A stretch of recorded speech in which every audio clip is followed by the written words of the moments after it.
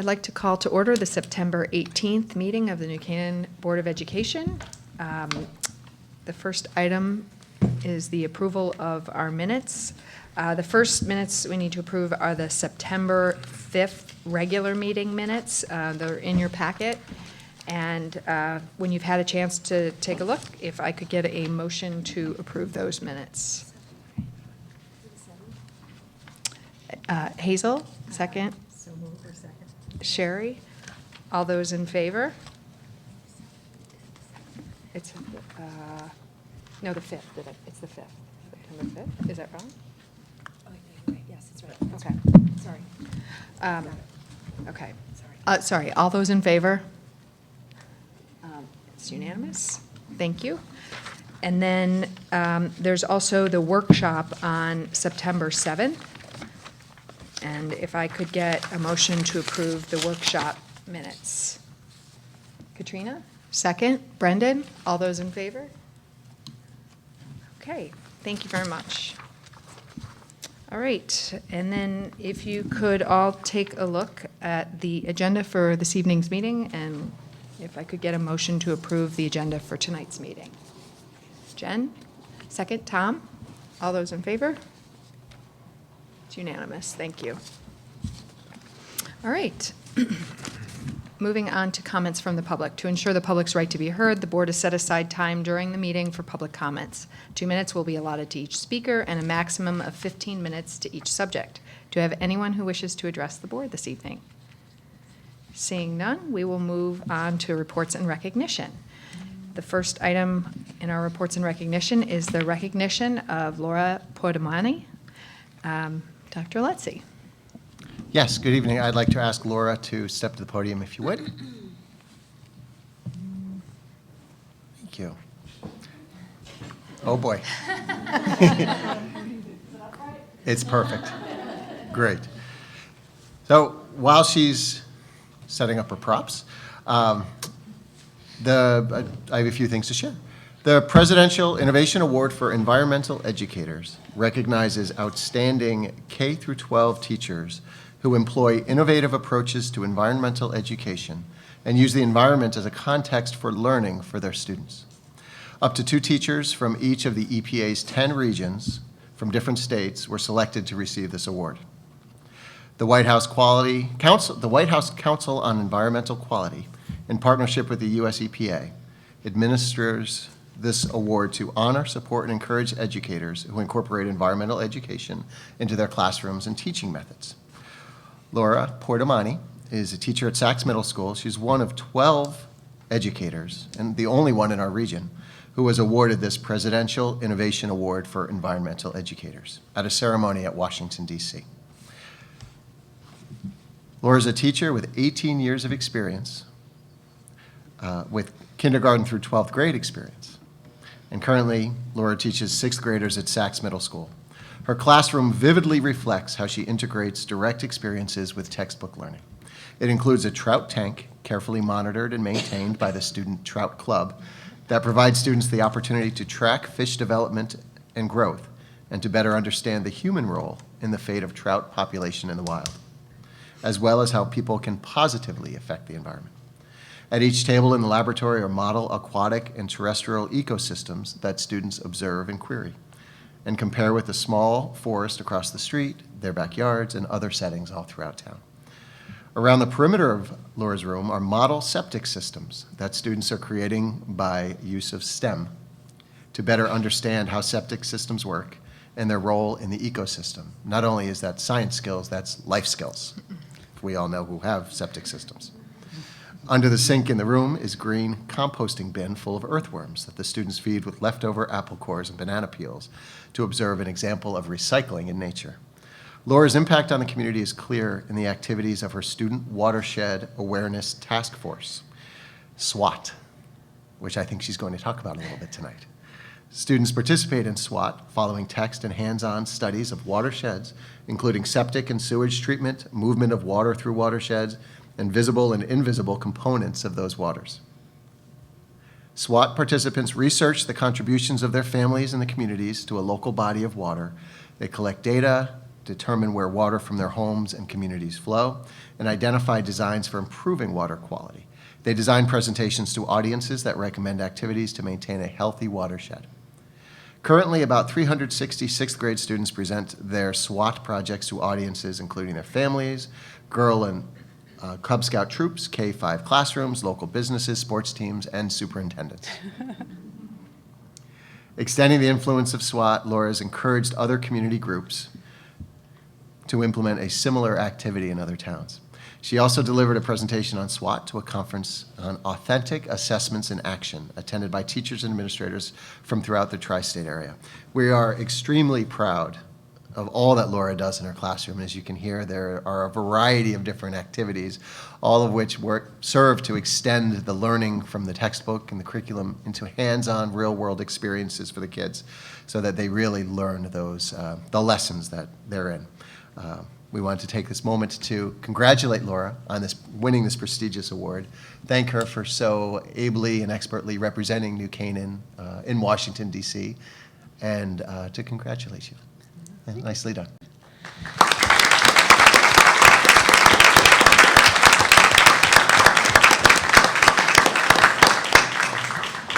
Well, thank you, everybody. It's amazing the support I've had here, and as I've grown as an educator for the last 18 years. I'm growing every year, and it's great to not only watch my students grow, it's fun to watch myself grow, it's fun to watch my teammates grow.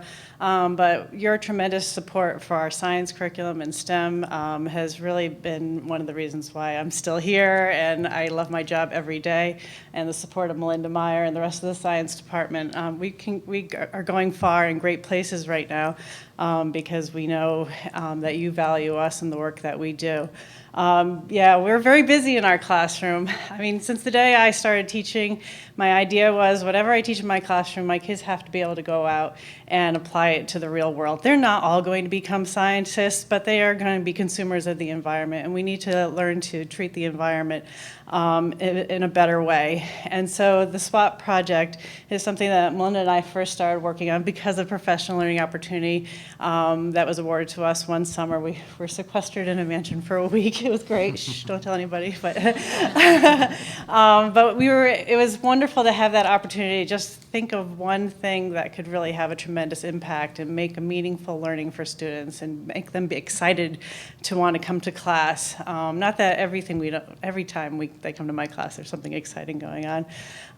But this was a great opportunity that we were able to really just sit and think and come up with great ideas. And so the first time we rolled out SWAT, we weren't sure how the community was going to feel about sixth graders, asking them questions about what their impact is on the environment and doing investigating about people's behaviors inside and outside their house and how that can affect. But the great thing is it's not just negative, and we always hear about all the bad things people are doing to the environment, but there's a lot of great things that are happening, and so the kids find that balance, and we try to always find that balance with the students. And Melinda and I were both shocked that first year, and we sent out a parent survey, and we were surprised that every parent that wrote back to us had wonderful things to say, and what a great opportunity. And so the rest of the sixth grade science department was ready and willing to embrace this project as well. And it is fun and intimidating for us to tell the kids this is what you're going to do, and you're going out to the real world and you're going to be talking to people, but this is real. And it really does give them that sense of empowerment that they need in real life, that they do make a difference. And we've been doing this now for several years, and every year it just gets better and better as our curriculum is growing. And we started this building it around the new NGSS, and it's kind of comforting to know that we actually had a great start with adopting these new standards with this first project. And so we're really excited about having many more opportunities to give these students to use performance-based assessment in a real way to model real life. But thank you very much. again, I wouldn't be here unless we had your support, and I just appreciate my job every day, and I like having that opportunity to inspire kids, to ask questions, and just make the world a better place. And I know we always say this, but there is no planet B, and we definitely have to embrace what we have. We can't wait for government to tell us what to do. We've got to do it ourselves and make every small change we can encourage the children to make, that they can encourage their parents to make, and their families and community organizations can make big changes for here in New Canaan and the rest of Connecticut. And my original goal was to protect Long Island Sound, a precious resource that I grew up loving and knowing. So again, many thanks, and thank you, Melinda, for everything, and all of my friends that deal with me and my quirky ideas, including building septic systems in the classroom. Just on a funny side note, On-Site Installer, a septic tank magazine, international magazine, wants to talk to me because they're like, "Why are you teaching this?" I said, "Because they let me." Because, like you said, most of us own septic systems, and we don't know how to always know what's best for them. And the kids are going to learn it now, and hopefully help their parents understand. But again, thank you very much. Have a good night.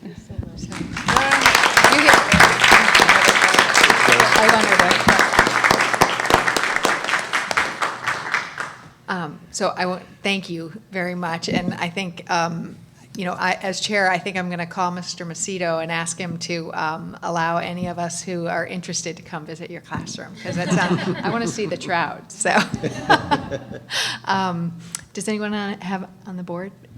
Sherry? I just want to say that your clear, very strong passion for science is contagious, and your students are very lucky, and you make me want to be in 6th grade science again. And I don't say that lightly. Thank you.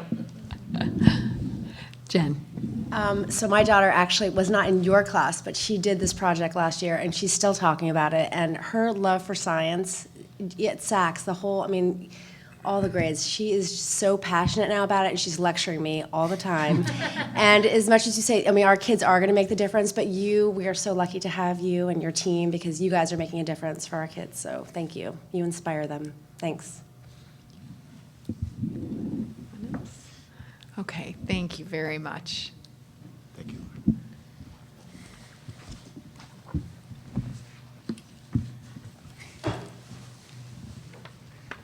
And how great is it that she brought I know. the board? I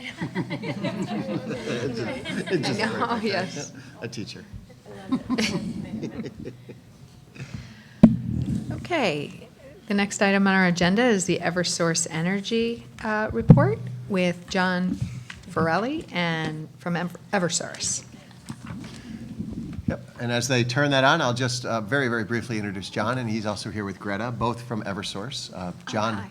and Greta have been working with the town. As you know, a few months back, these conversations began again, and we met with John and Greta about 2 weeks ago and talked about where things are as far as this proposal goes, what have you. And I thought it was the right time to bring it before the board. It's almost a shame that Laura and the science teachers all left, because they might find some of this interesting, including certainly the clean burning and the and more environmentally conscious use of fuel to heat the buildings, which is one of our goals. And this is certainly in line with the objective under Goal 5, which is to continue to explore environmentally sustainable and cost-efficient energy sources. So, John, if you can take it from there, it's all yours. Okay, thank you very much for having us. We're excited to be here. I'll start off by saying in June, I think it was June 23rd, the town of New Canaan and Eversource Energy did enter into a memorandum of understanding for our company to bring natural gas distribution facilities into the town. Part of that memorandum was securing what we call key accounts or anchor accounts, such as the schools, which would be the high school, Saks Middle School, East School, and South School, as well as the YMCA, as well as Waveney Healthcare Center.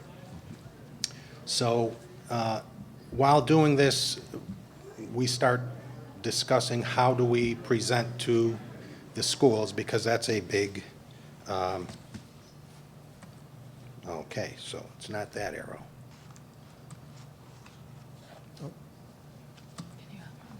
Guys? Spencer for a reason. There we go. Okay, great. Now you should be able to use the arrow keys. Okay, great. Okay, so tonight we'll talk about our plan for the extension through the town and serving the schools, some of the benefits of natural gas. What are some of the end uses for natural gas at the schools? We did a simple analysis between oil gallons that the school currently uses versus natural gas. I have some maps showing what our plans are for the next 3 years and what some of the next steps will be. This is a 3-year initial project with Eversource and the town. We plan on beginning the project January, could be later depending on weather, because what we have to do first is install a major trunk line, 4.7 miles of 12-inch plastic, and that's incorrect because it's 12-inch steel, not plastic. That's my fault. And we plan on hooking up the schools, the YMCA and Waveney Health Center in 2018. In addition to our trunk line, we plan on going into the residential areas, and I have a map showing what we will do in 18, 19, and 20. So 4.7 miles of 12-inch steel, 4.5 miles of plastic pipe throughout the residential area, and we plan on installing gas to 200 or so homes within that neighborhood. In all, we're looking at 9.2 miles of new gas main throughout New Canaan next year. That's a pretty massive undertaking on our part, and it will be a very active construction site, which we will have to discuss as well as, when we begin this project and work with the Board of Education and the schools to make sure that we're doing what Dr. Lutzy wants us to do and not interfering with bus schedule and things of that sort, so. And ask questions. If you have questions, we can ask. Some of the end uses people don't know, you may know that gas is a heating fuel, but it's also used for many other end uses, such as water heating, cooking for your cafeterias. Gas can be used for cooling, could be used for emergency generators, dehumidification, fuel cells, which I'll touch on a little later, school bus fleets with compressed natural gas. I know the town's been looking at liquid propane for the school bus fleet. They can also use compressed natural gas for that. Even in the science labs, the Bunsen burners can operate on natural gas rather than propane. Some of the benefits of gas, our hallmark is it's a much cleaner burning natural gas, and it may be a project that Laura undertakes next because it is an environmentally sound fuel. It definitely has less emissions, carbon dioxide and noxious oxides. It's much better for the environment. It's produced right here in America. Okay, and that is very important to me personally. One of the nicest things about natural gas is it's piped underground, okay? You use gas on demand. We don't store gas. There are no tanks required. There are no truck deliveries of liquid fuels. The many different end uses besides heat, which I went over. I'm not an economist, but the gas bills operate just like your electric bills. You pay for what you've already consumed for the month, okay? So there's no inventory costs. There's no pumping costs moving oil through the system, okay? The last line, Connecticut municipalities that have gas available use it, And I can tell you, and I apologize, Greta Mead is a strategic account executive who works for me. She's based out of our Norwalk office. Greta has handled many municipalities in Fairfield County, Stamford, Norwalk, Danbury. All of those towns utilize natural gas. Wilton, we just came into Wilton a couple of years ago and served a couple of the schools. We're still building out that distribution system. And most of these municipalities, I'm from the greater Waterbury area, all of the central towns, Waterbury, Meriden, Cheshire, Southington, Middletown, Torrington, Winstead, they all utilize natural gas for their schools. We had many of those schools on oil, and they've all converted over probably within the last 10 years or so.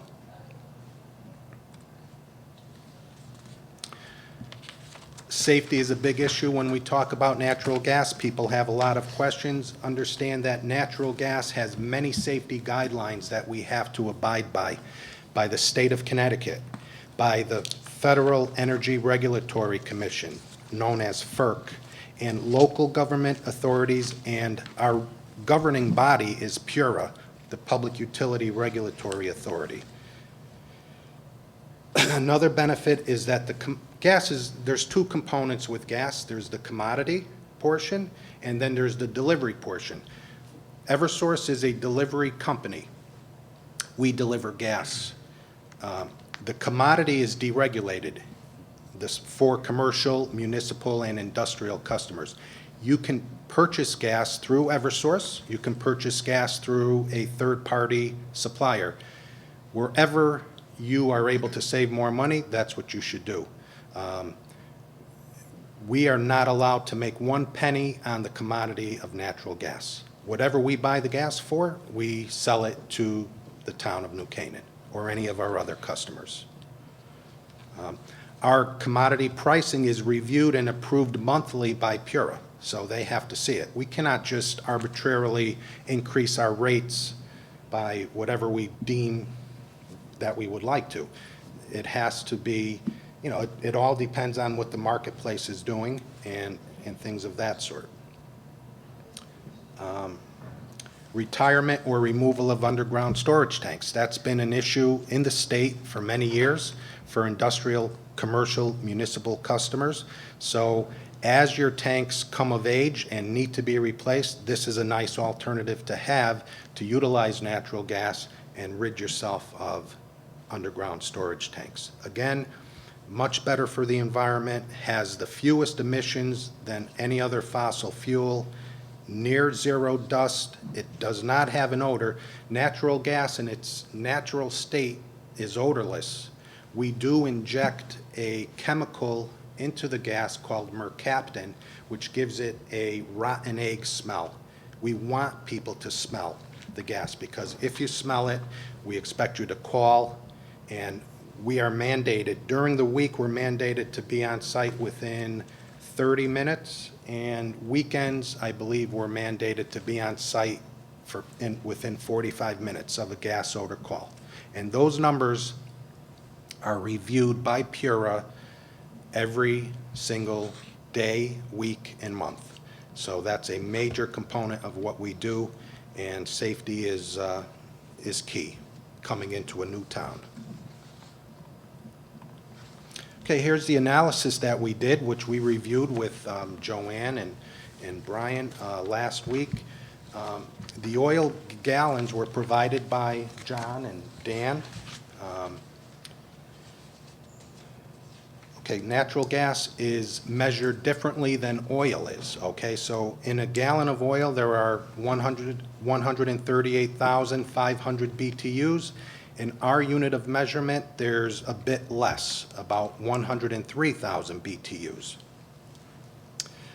The average price per CCF includes both the commodity and delivery portions of the bill. So a typical bill is for the town here would be made up of 58% commodity, 42% delivery.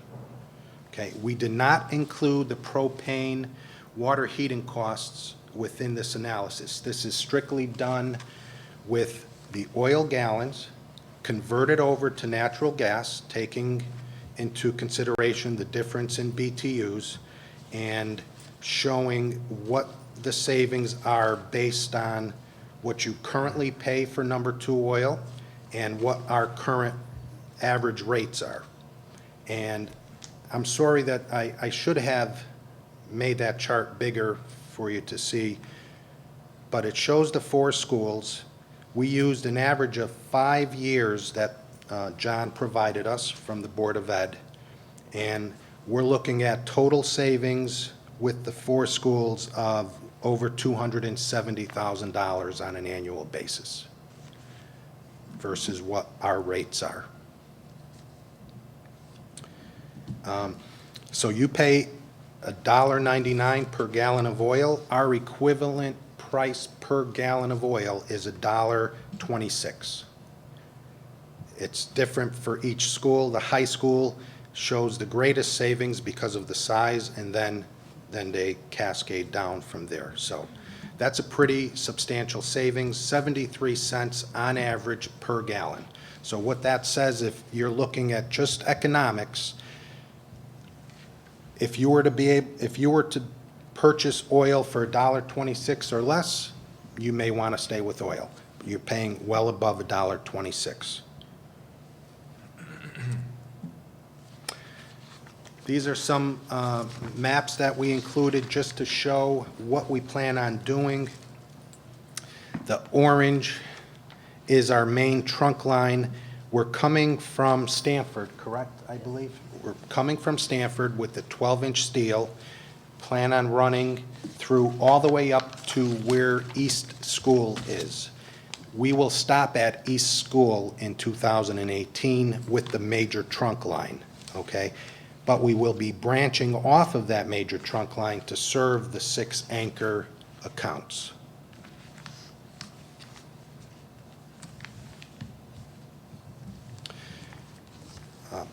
Another 4.7 miles, that's the planned trunk line. You'll see it.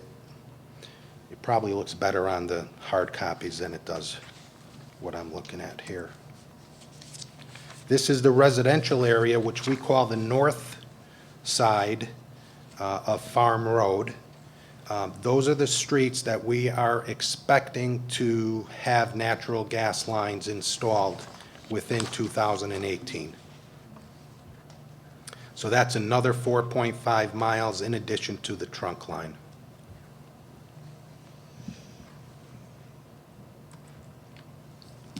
Then in 2019, we plan to continue servicing the residential and commercial area.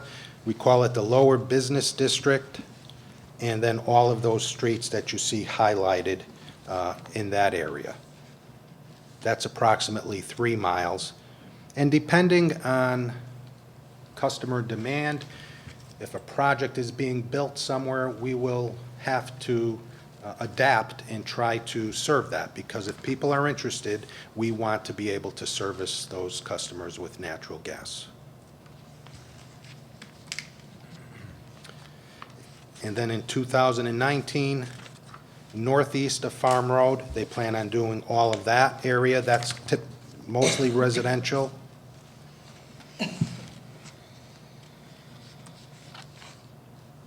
And in 2020, all of this, they call it the Upper Business District. Those are the plans that the company has. They've worked extensively with the first selectman, Malazzi. He was very helpful to us, as well as the Department of Public Works head, Tiger, who was also very responsive and helped us. And just so that you know, as we do this construction work, the town of New Canaan will manage the road restoration, because Tiger has set ways that he likes to have the roads repaired within the town. So we worked it into the pricing so that he could do that. He could use the contractors that he's familiar with and comfortable with. They can repair the roads to his liking and the town's liking. So that's a good thing.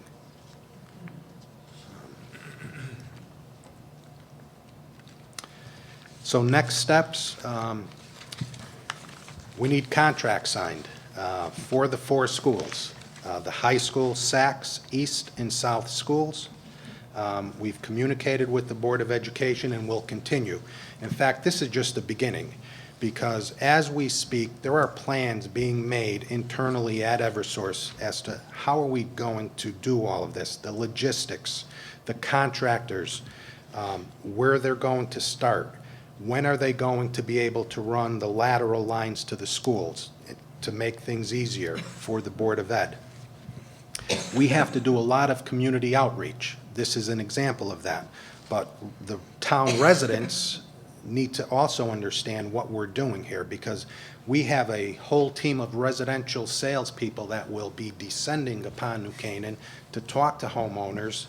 They'll have events, they'll have fairs whereby they can explain conversion of equipment, economics. We don't do the conversions of the heating equipment ourselves. We're just the utility, we're the provider of the fuel. So you work with contractors that you may know, and we can also recommend contractors that have done work with us for many years. Again, weather dependent, we plan on beginning right after the first of the year. Again, that's all dependent on the state of Connecticut. They have to give us the permit to be in the ground. We can't just automatically come in and start trenching. The state watches over us, and they should. And also, just so that you understand, we cannot just hire anyone to do this work. You have to be operator qualified. There are all kinds of tests. When you're installing 12-inch steel pipe, I did bring, this is a 2-inch plastic piece of pipe. So this pipe here will feed into your schools. All of the schools will have 2-inch plastic service lines that transition off of 12-inch steel. There's a transition piece from steel to plastic, and then this feeds into the school. This pipe, because you will have 99 pounds of natural gas going through this pipe. That's a lot of pressure. When it gets up to the school, there's a regulator that's installed that breaks that 99 pounds down to something more manageable, like 2 pounds. And that's the pressure that you will use throughout the school for the boilers and any other equipment you choose to convert over. But installing 12-inch steel pipe is a very difficult, time-consuming, hard job. So we have a lot of planning that still has to be done. And I'll be the first to say that, it's going to take us between now and the beginning of the year to make this successful, to make it seamless so that we don't create chaos within the town, for the schools, for the residents of the town of New Canaan. So the company, believe me, they stress this to us, people that work in the field, like Greta and myself, that customer service, helping customers, explaining things, and being patient and doing the right thing is what the company wants us to do. And I pledge, I know Greta and myself will do everything we can to assist the town and the Board of Education with the conversions. I'll answer any questions you may have, and I hope I didn't bore you. And that's it. Thank you very much. I'm going to open it up to questions from the board. Brendan? I just have 2 questions. The first is, do you have any sense as to what the comparison to propane would be on your page 6? Right, so our unit of measurement is 103,000 BTUs. A gallon of liquid propane is 91,600 BTUs. So we have a little bit more BTUs in a CCF of gas. So our unit of measurement is CCF. C means 100, CF means cubic feet. So there's a few more BTUs in our unit of measurement than a gallon of propane. We are typically less expensive than propane. Okay. And the second question is, what is the structure of the contract that we would be asked to sign? So there would be an individual contract per school. It's a simple contract that states Eversource will be installing these gas facilities. There is no cost to the town or the Board of Education for us to do all of this work. We're not charging the town 1 penny to bring natural gas into the town. It's a good thing for us. There's growth within this town. And it will also state that you will utilize natural gas for heat and the other end uses like water heating and cooking for a period of 10 years. Initially, it was longer than that. And it's understandable that it's difficult to sign a contract. Even 10 years is a long term, but I think we were looking at 15 years initially, so we brought that down to 10 years. And I can tell you this, I've been with Eversource for 34 years. 32 of 34 years I've worked on the gas side. And I brought gas to many schools and commercial buildings, industrial buildings. I truly have not seen anyone ever go back to oil, okay? So it is a good fuel. It is an economical fuel. There's ways that you can save depending on who you choose as your gas supplier. But we're going to deliver the gas, okay? We deliver the gas. That's what we specialize in doing. Okay, sorry, just one related question on that is the price for delivery set for 10 years, or does it fluctuate? It fluctuates. The company can petition PURA to increase the rates. It is not a guarantee if we petition PURA that our rates are increased. In fact, the last time we went in for a rate increase, we went in, PURA lowered the rates. So they review us. When there's a rate case up with PURA, the amount of interrogatories that they send us that have to be filled out, not just by the sales department, but by every department within the company. They look at our operating expenses. They look at every aspect of our company. And they do their due diligence because their job is to protect the ratepayers for Eversource and the other gas companies in the state and electric companies as well. Thanks. Other questions? Penny? Just in terms of it being a 10-year contract, what are the projections, industry projections for the availability of natural gas? There's an ample supply of natural gas in the United States, in the Northeast. In fact, Eversource, as well as most every other local distribution gas company along the eastern seaboard, has invested heavily in bringing additional capacities into the states, especially New England states.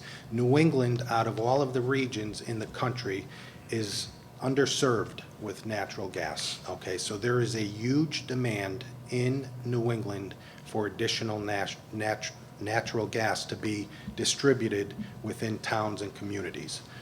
Most of the rest of the country has natural gas. The Midwest uses natural gas. The South, the West, but Connecticut, Massachusetts, and North, we probably have the least amount of natural gas, and we're constantly looking at ways to bring in additional volumes of natural gas. We've spent millions upon millions of dollars with projects to bring additional capacity in. So there's not going to be a shortage with natural gas.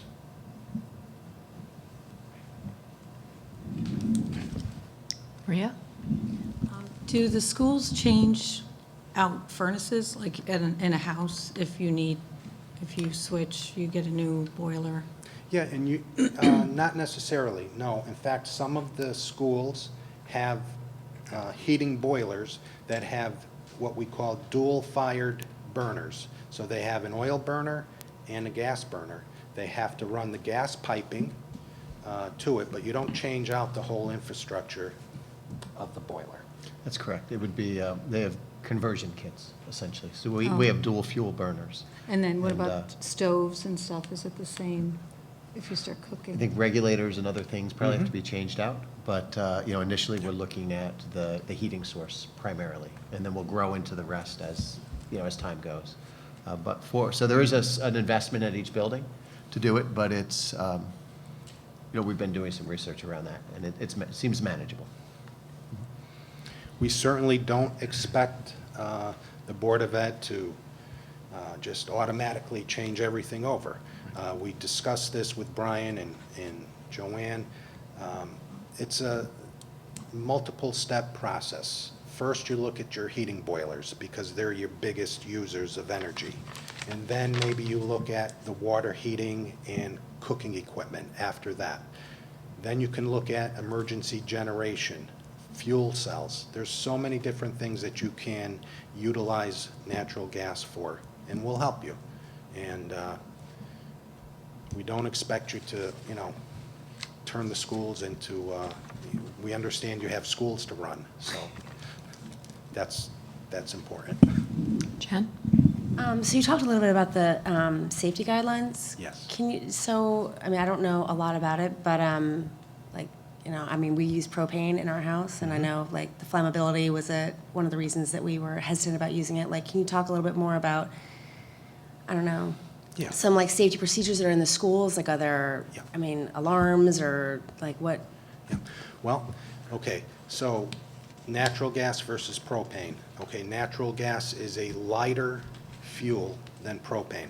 So if you have a propane grill outdoors and sometimes you can't, maybe you won't light right away, and finally it does catch, you might hear or feel a pop. Okay, that's because propane is heavier than air and it sits low. Okay, natural gas is lighter than air and it gets up into the atmosphere. So that's one big difference between natural gas and propane. So for the town and the schools, we will have training on safety. We will have training with the fire department. We do this for all municipalities, going over all safety aspects, things of that sort. Many years we've done outreach within the school community, usually fourth grade classes, where we do a natural gas safety demonstration. And we go around to all of the schools so that they can understand what natural gas is, how it's derived, how it feeds into a building, your house, or a municipal building like a school. We bring scratch and sniff brochures that when you scratch it, the mercaptan odor comes out. Kids love that. Some of the teachers don't, but so we try to educate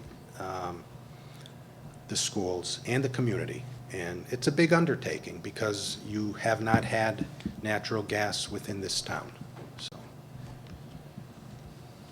Thanks. Other questions? Penny? So along the same lines, can you just state what your safety record has been and what the worst accident or problem has been that you've had? And is there any school that you've offered natural gas to that has turned you down, and why, if so? okay. I'll go from last to first. I don't know of any school that we've offered natural gas to that said, no, we'd like to stay with oil. I don't. If I did, I would tell you.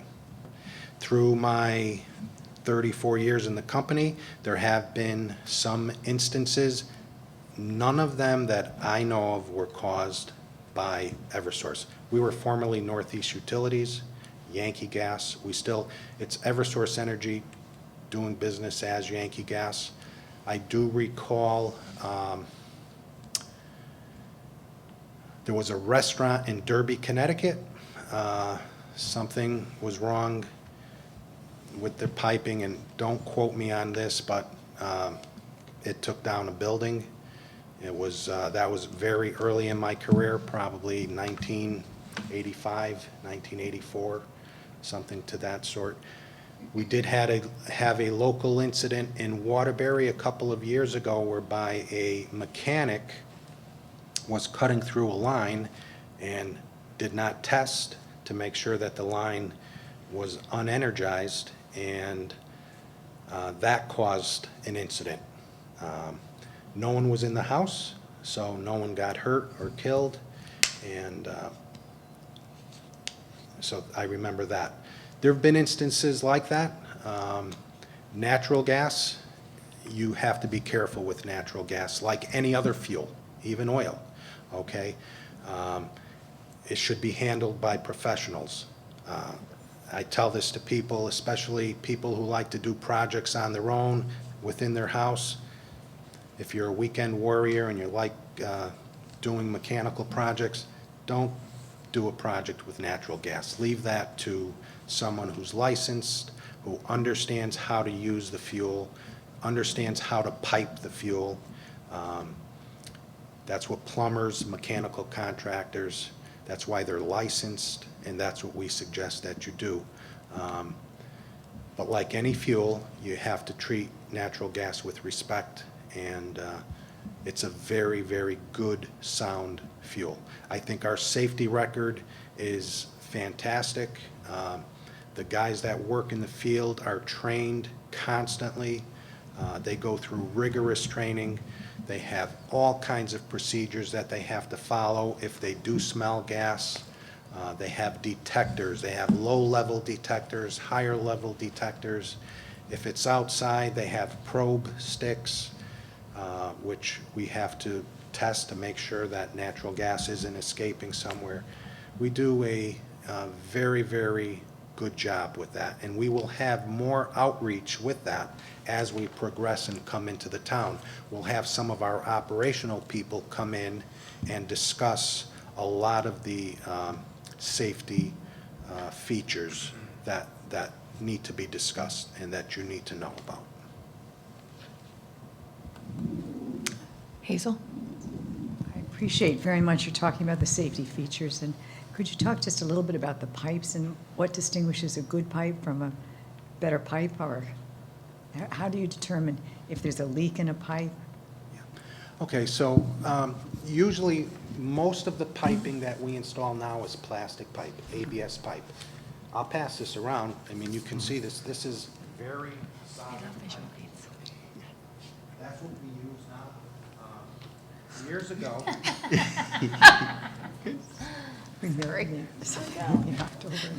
years ago, we had installed cast iron pipe, okay? All of the country is now mandated to get rid of old cast iron gas piping. We spend millions and millions of dollars every year replacing old cast iron gas pipe with new modern plastic pipe. So that's one of the things that we do, and that's a federally mandated program, not just for Eversource, but for every other gas utility company in the country. So how do you test for gas? Well, you have to probe, okay? You have to get down to where the pipe is. Our pipes are usually about 3 feet deep, 3.5 feet deep, and you need to be able to see if gas is escaping, which they have the tools to do that. And if it is, then they have to make repairs to that piece of pipe. There's patches that they use. Sometimes they have to cut out pieces and refuse a new piece of plastic within the distribution system. But that's what our street people, our distribution people do on a day-to-day basis. Every day, we have maintenance people that work throughout our system, and every other gas company does as well. That's what they do, so. Other questions? Katrina? Just a question on the schedule. When you say weather dependent, if there's snow on the ground, are you still able, where are you going with the pipes exactly? Well, we're going about 3.5 feet deep with the pipes, and we're trying to stay off-road as much as we can, but sometimes you can't. So we're probably going to pick a lane, usually one side or the other, and just continue on. Now, sometimes we may have to cross over if there's other utilities in the way, but we try to maintain one lane, usually about 2.5 feet or so wide, that gas main will be installed. In fact, that'll be wider because it's 12-inch steel, so it'll probably be closer to 3.5 feet. And it all depends too. I mean, if we have a severe winter with heavy frost, we may not be able to begin in January. Now, this past winter was a very mild winter, and if the state allowed us to trench in the same type conditions, we would probably begin in January doing the distribution work. If we get pushed out closer to spring, then we'll have to have more contractors working, because we've made that commitment to the town that we will have that trunk line and the first residential section all in place by September, October of 2018, and we promised the Board of Education that we would be in no later than August, so that we'd like to get done with the schools before school starts up again. Dr. Keating? I just have a quick question, John. Have you examined the roadway that you're going to be digging up for ledge? There's a Yes. lot of ledge in this area. We work with ledge and rock all the time. I mean, most of the cities that we work in, maybe with the exception of New London, Groton, down that area, there's more sand in the road, but they understand that there's rock. They try to cut that out if they can. If they have to bypass it or be offset from the rock, if it's too deep, they'll do that as well. So, but, you know, Greater So it generally Waterbury. doesn't hold you up? It will slow us down. If you hit heavy rock ledge, it will definitely slow you down. Yes. Penny? So if it's a lousy winter, or if you get delayed in your construction for any reason, the intersection at Farm and South, when it's graded by traffic engineers, it's always is a failing intersection. So I imagine that's why you're trying to do your work there during the summer.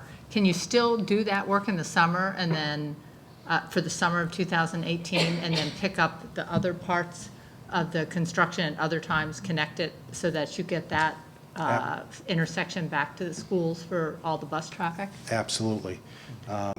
You know, we could do different sections and then tie it in, but based on suggestions by the Board of Ed or the town officials, I'm sure Tiger would be instrumental in helping us say, look, you should be in this area at this time of year, stay out of this, and we will have to abide by that, because we don't want to cause more commotion than we have to. So absolutely, we can do that. And what I heard you say, John, was if it does start late due to a tough winter or a delay, that doesn't necessarily push out the deadlines. What it does is mean you're going to be bringing in more folks, more people, more crews to Right. meet those the committed dates. That's right, we So if have we're to a do month or that. two behind, then you'll bring in more people to catch up with that timeline. Absolutely. Penny? One more question, just in terms of quality control. Do you have, throughout the construction process, and I guess particularly for the pipe, well, for all the pipe, particularly the pipe that's on the school property, do you have independent third-party contractors that come in and test the quality of the pipe? I wouldn't say that we have third-party people that test the pipe. We have inspectors that will be on the construction crews, watching the installation of the piping. All of the welds on the steel have to be to a certain strength. They take pictures, they take x-rays, and that's all reviewed by our people up in our work offices. So that's all done.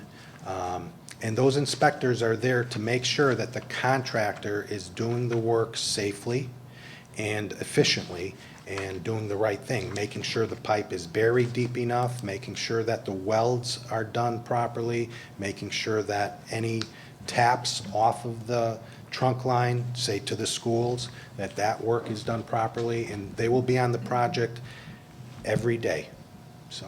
So, but those are Eversource inspectors? We just did a project at Saks Middle School, and we had to have, the state required us to have independent third-party No. inspectors. They have to be gas-qualified people, whether it's an Eversource inspector or if it's a contracting company that will be doing the work for us, because our company will sub this work out to a third-party contractor who's versed in doing this type of work.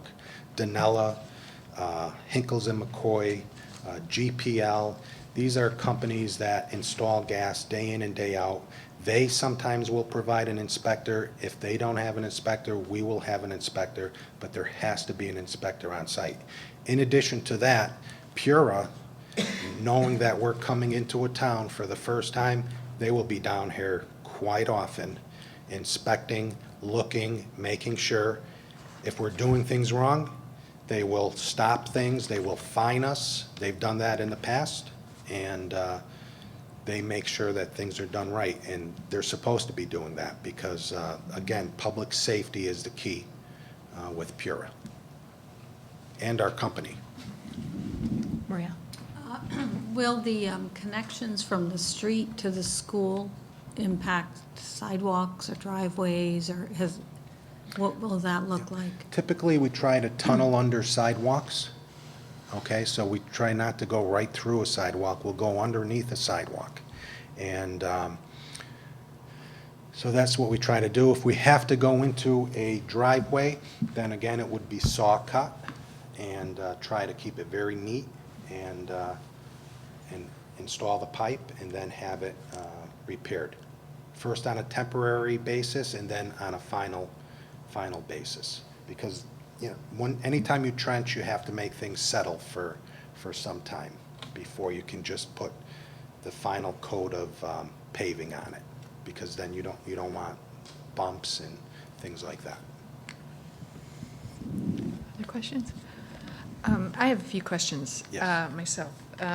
The first being, I wanted to follow up on Penny's question, and she asked if there were any school districts that, when you approach them with natural gas, you said that if it was the comparison between natural gas and oil, they always took natural gas. What about that same comparison with natural gas and propane? Have you had that experience, and sort of what is your experience? I don't know any school that used propane for heating. Many schools have used propane for water heating or cooking, things of that sort, and most all of them convert over. And I would strongly suggest, I mean, I'm a sales supervisor for Eversource. I tell people this, but you should really, depending on what towns you live in, I don't know if you all live in New Canaan, if you have friends that are in the mechanical field, but if you know other towns, people that live in Norwalk, Stanford, Wilton, anywhere else, I mean, if they have natural gas, ask them. You should talk to those type school officials and see what their history has been with gas, if they like it, if they don't like it. And we typically don't get many complaints at all. As a former Midwesterner, I would say we didn't have any of these options. It was just natural gas. So Right. this is a very different, Right. you know, when I moved here, it was a different experience than having Right. oil tanks. But the other question I have a few more, but the contract, Brendan asked about, the contract. Are the pricing increases capped? I know you have to go to Pura to get an increase, but is there language in our contract that caps the No. pricing increases? No. There isn't No. language within the contract that caps the pricing. Okay, and so the delivery, so it's not a commodity that is affecting your pricing. That's What correct. What would be impacting increased rates in delivery? Anything operationally driven. So the company takes a look at what it costs to operate our distribution system, not just in New Canaan, but throughout our service territory. And if they feel that, geez, our rates should be increased a bit to help cover what our increased costs are, because everything goes up, as we know, then they will make that petition to Pura. Then it's Pura's job to look at that, and they delve into our books. Believe me, they will look at everything and determine whether or not it's warranted. I could tell you this, from the time that I've been there, anytime you go in for a rate increase, whatever the company puts in, it never goes to that extent. It's always negotiated down some, and there's a chance for the public to speak, whether it's, commercial or residential people, they can speak for or against, because we've had both. We've had people talk about the good things we do, and some people, they don't want to see their bills raised. So you have that open to you, and again, it's not just because we petition for a rate increase, it does not mean that we get that. Okay. And do you have a history of sort of what your traditional rate increases have been over the last? 2-3%. Okay. That's Something fair. in Thank that, you. Okay. to that order, off the top of my head. Okay. And then this is just for my own personal education and anybody else is interested. So is this, you use the steel for the main lines and then the plastic is used for the sort of connections into the various schools and whatever. Is it because steel is stronger and so, or just more malleable to get down the? It's just that there's no natural gas infrastructure within New Canaan. So I need to be able to push a lot of natural gas through, and there is 12-inch plastic, but they've deemed that 12-inch steel is what they should install here. So they're doing that because that will be the backbone of the natural gas distribution system within New Canaan. Within the residential areas, you don't need 12-inch steel, so it'll be a smaller diameter plastic piping throughout the residential areas. And all of the services are probably, what, 3/4 inch on the residential? They roll it out. It's a 3/4 inch small line that feeds into your house. Okay. And then I think this is a question for Dr. Lutzy and Dr. Keating. So while Eversource is going to eat the costs of the, laying of the pipe and things like that, but we will, as a district, be absorbing the cost of conversion within the buildings. And so are we handling that in our operating budget, or is that a capital budget item? And sort of is that in the 17-18 budget? Or this? So preliminarily, that would be in the 18-19 budget, which begins July 1 of 2018. So in this year's, the upcoming budget proposal, we put in as capital items to do those conversions at our schools. Okay, so they're capital items? Yes. Okay. All right. And I think those were all my questions. Does anyone else have any questions? I'll leave some cards. If Oh, you thank have you. further questions, you can always email me. You can't ever get them in on the. I know, Just penny. So in terms of the quality of the piping, it all sounds like it's A, quality. I mean, would there be any other choices that you would ever give a community to consider? Expand on that. You do steel piping and then that's the highest standard No, of. because we've done a lot of expansion projects within towns that already have, say, a distribution system in place. So, for instance, we're looking at doing a residential project in Middlebury, okay? So that will be, within the residential area, that will be all plastic piping, okay? Middlebury may not be a great example because there's not that much gas, but most of the expansions we do are within towns where we already have some infrastructure. So if the major infrastructure is on the main roads, then we won't install steel pipe. But if we have to get on a major commercial district or a major road, state road, and install a long distance of pipe, then we decide sometimes to use steel. And it all depends. Every situation, every town, every expansion we do is different. It depends on what we call the loads are, what are the key anchor loads, what are the residential loads, what do they see for some growth? I mean, New Canaan it's a pretty dense town. There's a lot of homes, there's a lot of downtown commercial businesses, and it really calls for a 12-inch steel trunk line, which is good. Good for the town. You know what, I actually had one more question. Sure. So I'm imagining you're communicating, right, you'll be communicating regularly with Dr. Lutzy and Dr. Keating about sort of where you'll be working and things like that. And how much traffic impact do these projects tend to have? I mean, you're looking at major feeder lines to the Merritt and things like that. And so, hours of work, and I guess for parents, are we going to have to do some parent education or information sessions about, bus routes? Are they going to have to be longer during this period because of traffic interruption? So those are. There will be slight impact to traffic. I mean, it is a construction operation, but there has to be, on major roads, there has to be police presence. On residential areas, if we can, we will use flaggers, but that's all dependent on what the town wants. And that's something that was negotiated between First Selectman Malazzi and Tiger and our people. And so, yes, there will be an impact. There always will be when there's construction on roadways, but we have to do our best to limit that. What are your hours like that you typically work? Probably 8 a.m. to 5, I would say. They may even start earlier if allowed by the state.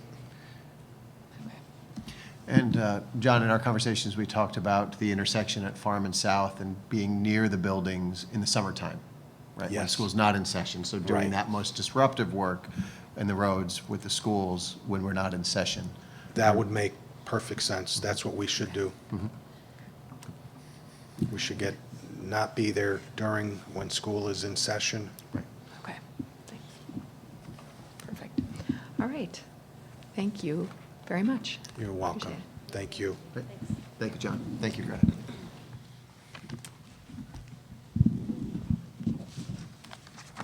All right, You can leave those right on the table, John. Perfect. thank you. Great. Oh, and the pipe. Got a nice pipe back. Okay.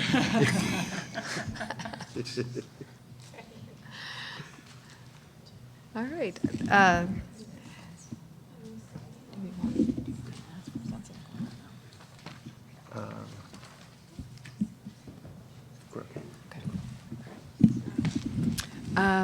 Okay, so the next item on our agenda is the facilities update with Mr. Clark and Mr.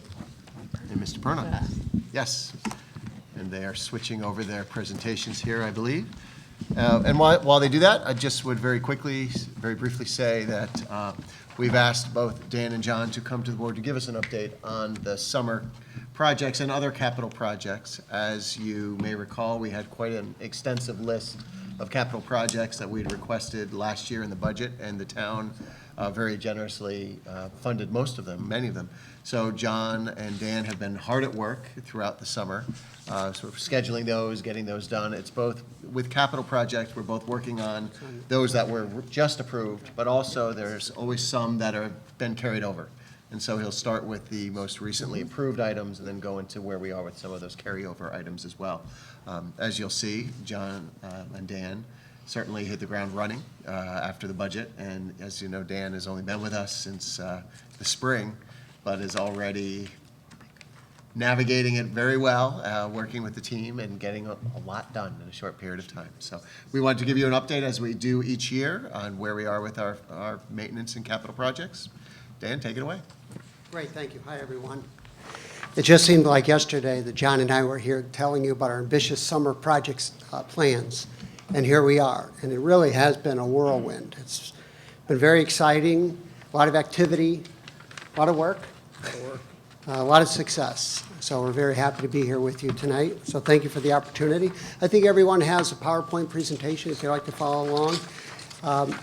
You know, we look at, as we break the buildings up, just in terms of managing the work, one of the terms we use is the front of the house, which of course is the public spaces, classrooms, hallways, the offices, and so forth. And then the back of the house is the boiler rooms and custodial areas and things like that. So you may hear us refer to that from time to time.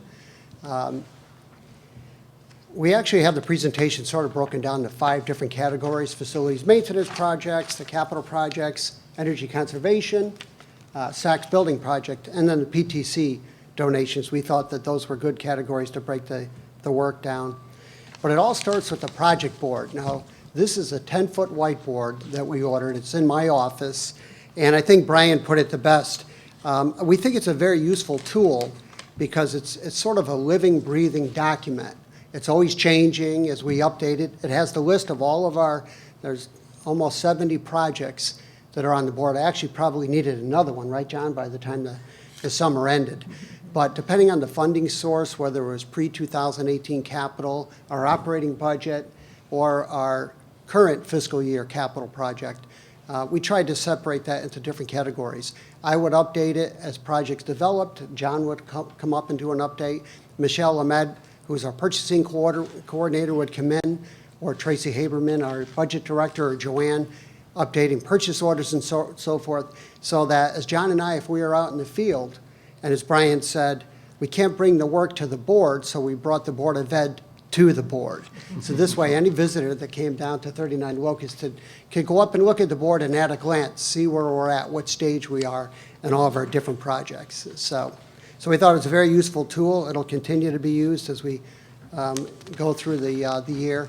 A lot of the projects that we completed, or at least a lot of them that were on the schedule this year, for 2018 specifically, will continue through the school year.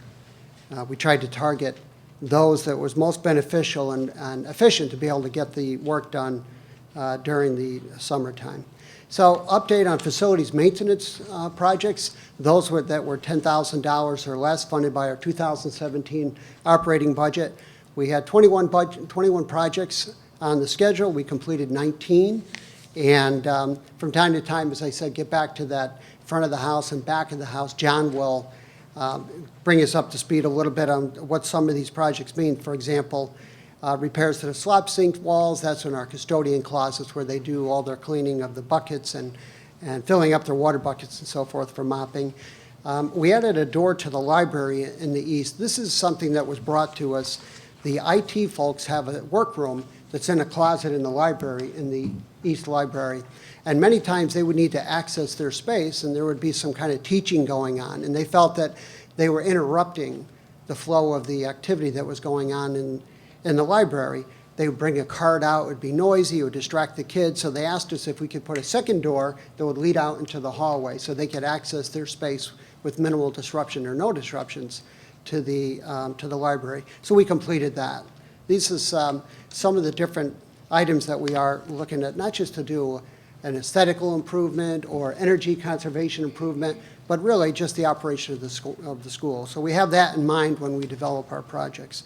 And then, for example, John maybe could share with us, connect the outdoor lighting. We took all the outdoor parking lot lights and all the outdoor lights connected to the building. We put it on our energy management system, and we globaled a photo cell on saving energy. So the lights are not on when people drive by the building. It's already dark. Typically, clocks go by time. They don't know what it looks like outside.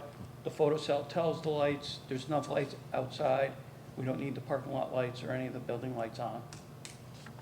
Another energy-saving measure that we did throughout the 5 schools.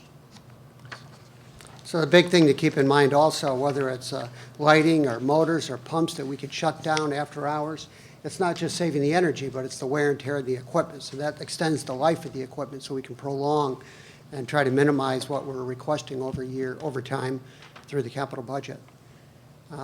South building, under 10,000.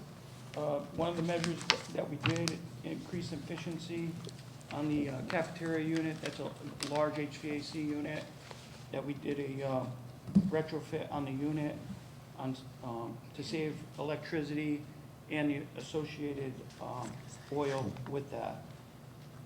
Domestic hot water pumps? Yeah, no. Maybe the photo cell's off. There you go.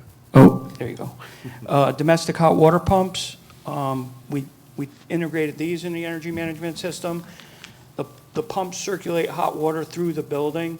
When there's not anybody in the building, we don't need to heat the water going through the building.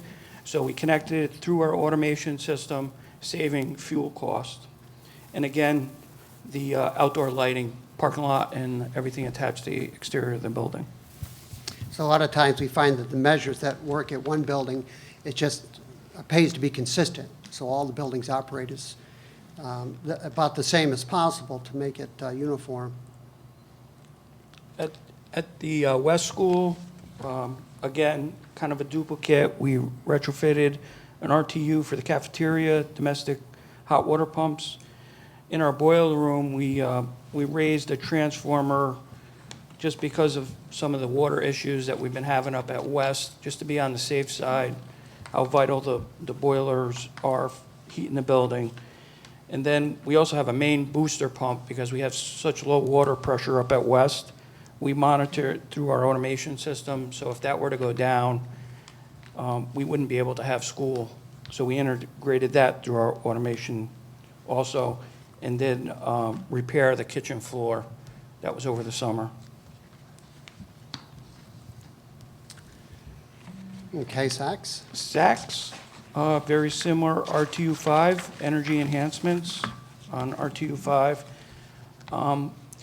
We have problems more at the high school and at Saks that people enter the building with their access badges. We're integrating the alarm system with the badge access system, so if the alarm system is activated in the school, you can't access it in any way other than a key. We had a obstruction in a sewer line in a classroom, 25. We had to dig up the floor approximately 4 to 5 feet underground to access the line. And again, domestic hot water pumps at Saks, energy saving measure. Okay, in the high school? High school, we had to replace expansion tank on the domestic hot water. We upgraded our fire boiler controls on boiler 1, increased efficiency. Our bus building, the Vita-Root system that we store 20,000 gallons of diesel fuel. We put the monitoring system on our emergency generator. We've replaced the boiler reset and integrated it with our automation system to save on heating costs. And again, connected the alarm system with the doors and replaced 2 valves for our cooling tower that had failed. So what I failed to mention at the beginning of the 5 categories, I thought it'd probably be a good idea to, once we finished one category, if there's any questions that people may have on what we just spoke about, till we move on to the next one. Any questions? I think a lot of it's pretty self-explanatory. You could, as I said, a lot of attention paid to the, again, the back of the house to make sure the buildings are constantly being reviewed. You know, throughout this whole presentation, and really it's the core of nature of our jobs, is that we are stewards of the buildings, and we are constantly looking in, upside down, in the basement, up on the roof, or constantly looking for ways to improve the quality, the appearance, again, the safety, the efficiency of the building. And that's what we really build our budget and our plans around, and we'll continue to do that. So some of the past capital projects that have been continuing on through the years, this year we are working on 14.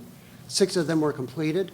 And one of the things we did this year, we had a very ambitious project, is to clean up the appearance and the efficiency of the main offices in all the schools, which included changing all the carpet, painting all the spaces, and helping them become more efficient with clutter, cleaning things out, cabinetry and files, and just anytime you have the opportunity to pack up because you have to do carpet, it's a good time to look at all the furniture and look at how the offices operate. And so it was really great working with all the principals in the schools to achieve that, particularly the elementary schools where we replaced all the carpet and painted, and as well as the high school where we did a lot of painting as well. Also, the East Corridor painted in the high school. We're going to be continuing to go around and catalog and come up with painting plans that over time we paint the whole school. We'll have to determine how long that will take, but we really want to identify areas that need to be painted, need to be addressed, target those specifically in our plans, and work with the administrators as we do that.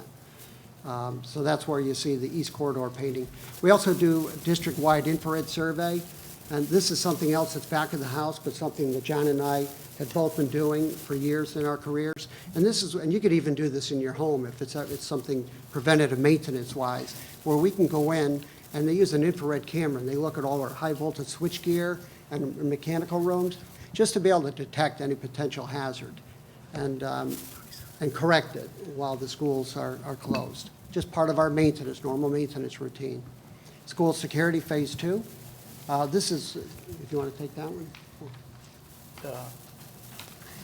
Phase 2, this is also part of working with IT to continue to upgrade our security systems, look where we can improve it with motion detectors and so forth. And I think we're also looking at alarm system upgrades as well. Go ahead, Jen. Yes, the only piece that's left on Phase 2 is the outdoor notification system and some interior spaces, and we're looking at various vendors right now that can integrate with our existing systems. So there's been a lot of work that's been completed on that research by Scott, and so we hope to have something to bring forward for discussion with our CAB this fall. And just as a reminder, that's all part of the security grant from the state that was 2 years ago, and they extended it again this year. So they've given school districts the 17-18 year to finish up the work that's required for that grant. So that's all rolled into that phase 2. Thanks. Okay, the district underground storage tank, our tanks are approaching their unuseful life, that they have to come out of the ground. We're very excited about the talks with Eversource on bringing in natural gas. It's a very clean option, and it opens the doors for more efficiency and lower our fuel costs to heat the schools. The East Gym corridor ventilation it's ongoing design. We've had issues with humidity in the building, so we have an engineer that's looking into it and coming up with a design that what we could do to improve it. And then the West Gym floor is an ongoing groundwater issue that we've had that we're still investigating and coming up with a solution. So we also have a number of structural or masonry restoration projects going on. We're reviewing all those collectively. We've had a number of different engineers that we've used to bring in to get advice on how to address this, and so we'll keep you updated as we progress on that. So now over to the 2018 projects. Were there any questions before I move to this next category? Any questions? I just had one question. So with the amount of rain we got this summer, were you able to at least do some more testing at West? I know the drought has, sort of prohibited us from really figuring out the source of some of the issues there. Was this summer a better? Yeah. I'll let you Yes, go first. we did extensive more testing, and we have a engineer working on it now, going over all the data and coming up with a solution and recommendations.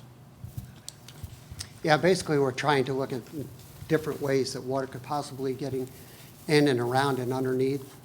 We're looking at the drainage outside, and we're looking at simple things like John has a project where we're putting gutter guards, and that's one of our projects that was approved. Gutter guards and the downspouts, just to be able to make sure that they're working properly as we try to shed water away from the building. So there's a lot of smaller pieces, I think, that is leading us in the right direction, and things that we could do above the surface while John continues to investigate subsurface with our wells.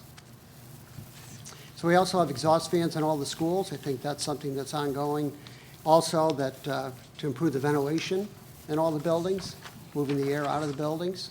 Roof ladders, if you drive by the school, and you look on the roof, sometimes you see there's different elevations with the roofs. So roof ladders are put up there to make it safer and more efficient for our mechanics to access the roof and bring materials for maintenance and so forth. And then our monitoring equipment, currently, right now, we have 4 schools that if the boilers were to trip out in the middle of the night, we don't get a call from a live person. The high school, we do. So we're integrating the alarm system in that'll be monitored 24 hours a day by a dispatch center. And then all our walk-in boxes at all 5 schools will also be monitored 24/7 by a dispatch center. So if a walk-in freezer was to go down or a refrigerator, we don't lose all the product, that they call us ahead of time and we come out, call a contractor. Okay, the next slide is the east, again, the Capitol. And we have pictures that we'll be able to show you. I know that'll be the fun part.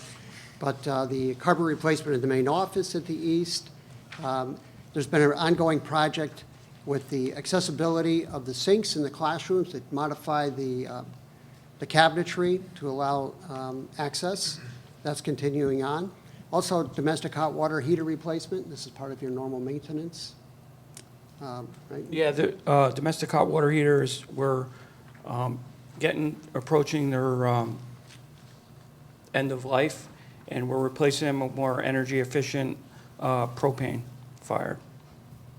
And then other routine projects, repairing our floor tiles, cafeteria hallways, and the cafeteria themselves, they're always subject to getting bumped and beaten with carts or the tables. It's just part of the normal operation of the school.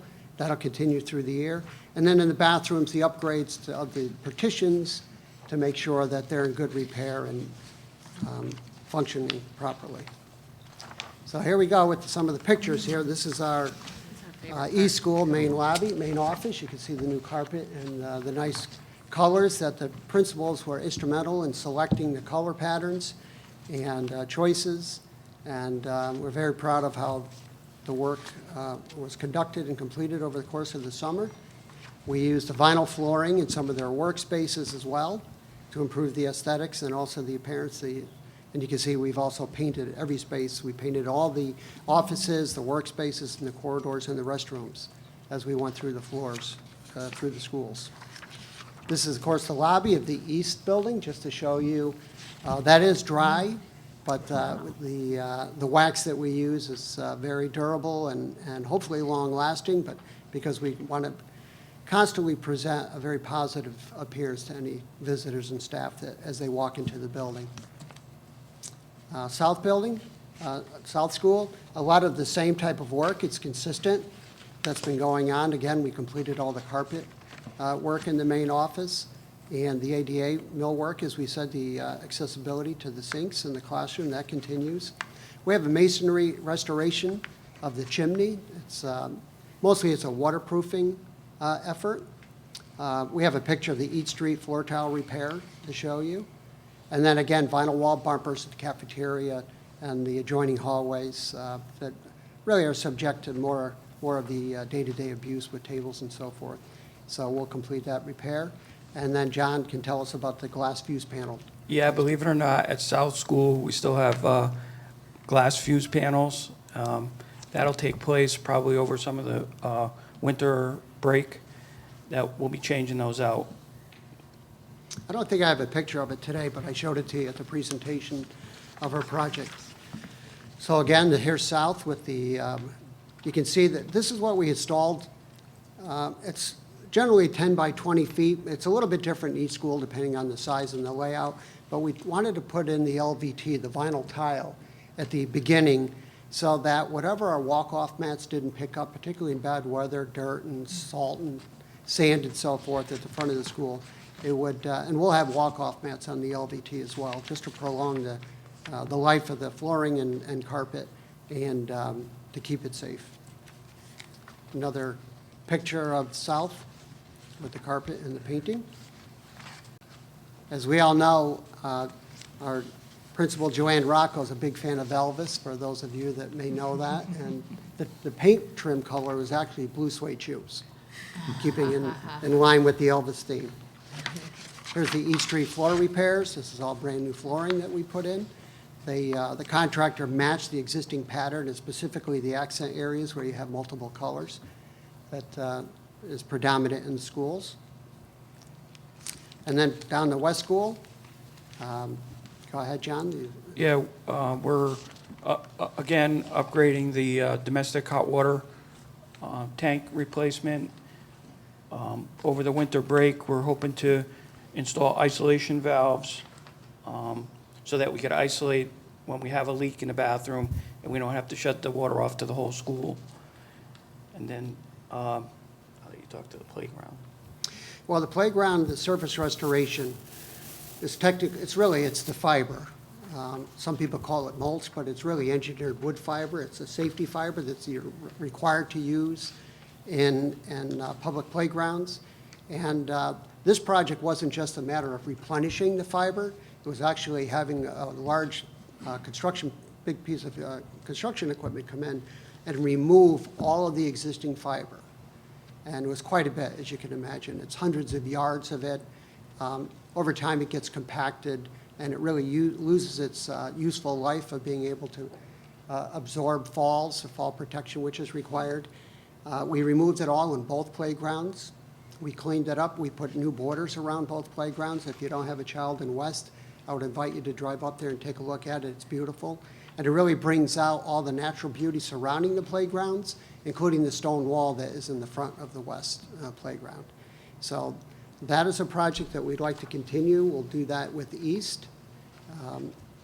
In the meantime, all the rest of the playgrounds were replenished and cleaned up to make sure they're presentable and safe for school, the beginning of school. And then, of course, again, the carpet replacement in the main office at West. And then, as I spoke earlier, about installing the gutter guards around the entire school. So here's a picture of the West main office. Again, this is from the back, but you can see adjacent to the main entrance, you can see the LVT, the vinyl tile that's there, and then the new carpet. Again, all new painting, trim, walls, restrooms, offices, and the new carpet. And there's a picture of the West Playground. As you can see, again, it's all new engineered wood fiber and cleaned up all the walls and so forth. So it's beautiful.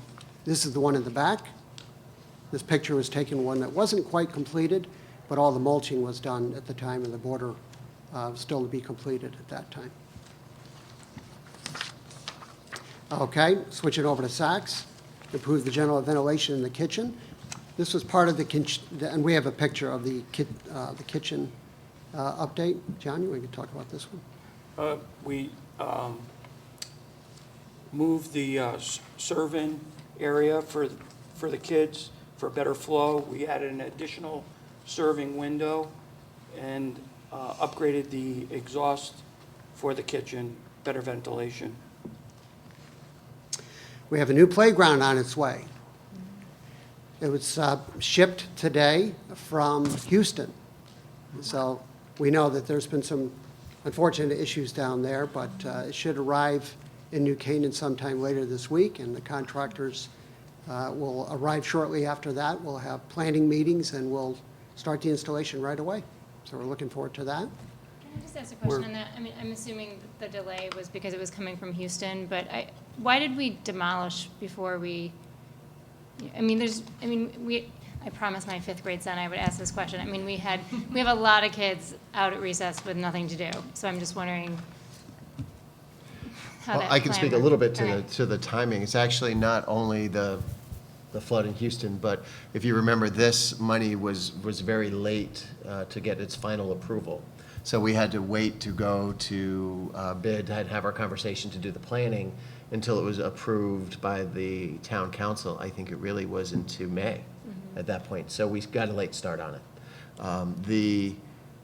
The way essentially the contractors work and the way that the different trades flow is, it is first the removal, and while they're doing that, and actually the town did help us out with that, so they saved us a pretty significant amount of money that we then were able to put back into the playground and more equipment for the kids, what have you. So that was a good partnership there, but it's the only way they could do it, because otherwise we'd be doing demo now with the students in school. We'd have they couldn't be outside really at all, so this way we did that and cleaned it up, but we're moving as quickly as we can. It's a fair question. And we apologize to the kids. The goal is to have it in as quickly as we can. Would love to have had it there before school started, but just the timelines were too tight. We just couldn't make it work. But we still wanted to go forward with it because we do believe the new playground's really going to be great. The kids are going to love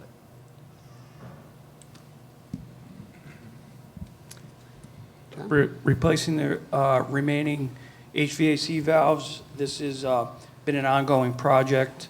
The valves were old and failing, so this was the last phase to finish the remaining valves in the classrooms. Cafeteria millwork. We replaced a lot of the grills and millwork along the window of Saks. I don't know if you've been there. Got abused, kind of banged up, wasn't looking good. And over the summer, we did all the millwork, and we're replacing all the grills. And then we replaced the expansion tanks for the boiler room. That was part of the addition and the increased capacity onto the boilers. This one actually belongs at the end. I'll come back to that one. But while we're in Saks, and we have one section just on the construction work itself and how our staff and all of our department was partnering up with O&G and the other contractors to be able to facilitate the efficient completion of the construction schedule throughout the summer. But here you see it's almost done here in this picture, but you can see again the wax that we used, the nice beautiful flooring that O&G installed. As John referred to earlier, this is a picture of the kitchen, and this is a multifaceted project. You can see on the right-hand side of the picture, you can see the column coming down the beam. And all the equipment is pushed up against it now. That opened up about 3 feet of space to be able to allow the staff in there to be able to work more efficiently and safely. And it also then allowed us to do some expansion. On the left-hand side, you can see that there's all the equipment. There's new pizza ovens in there. There's a new griddle. So they're able to change the menu and offer new selections this year. And with the hood, the exhaust hood there, that gets back to the earlier project where we also put a larger fan in there to accommodate the additional kitchen equipment. John mentioned the Saks seating, repairing all the wood. I know the kids do enjoy to sit on the benches and the top as well. And then this brings us to the high school. We have pictures of the carpet in the library. Actually, we did a lot of work in the library. We painted the entire library. We had one of our carpenters go through all the bookcases. And the bookcases are original with I believe it's the 2006 construction. And of course, a lot of wear and tear with the number of books that are in and off the shelves. So we went through and secured them all up, made them much more presentable and safe and operational for the staff to be able to use. And of course, replaced the carpet in the library. We also used the vinyl tile, which you'll see in the front of the library, which is the makerspace area. And we also, of course, replaced the carpet, as you can tell, here in this room. We have some flooring work to do in the kitchen. We'll complete that during the year. The bus building, where all the bus staff comes in and out, this was a capital request to attach that building onto the generator, so if we lost power, they would still have functionality, including radio operations. That'll be done this year. And then ADA upgrades to all the bathrooms. That continues on, and a lot of that is grab bars. And right, John, is there anything else? There's a code change in grab bars, so we're bringing all the bathrooms up to current code. There's a picture of the hot water expansion tank that John installed this summer. The Vita route. This is our diesel monitoring system. This is our alarm system for the our underground diesel tank. So if we're to ever develop a leak, it would dial out. It's going to be monitored 24/7 by our dispatch center.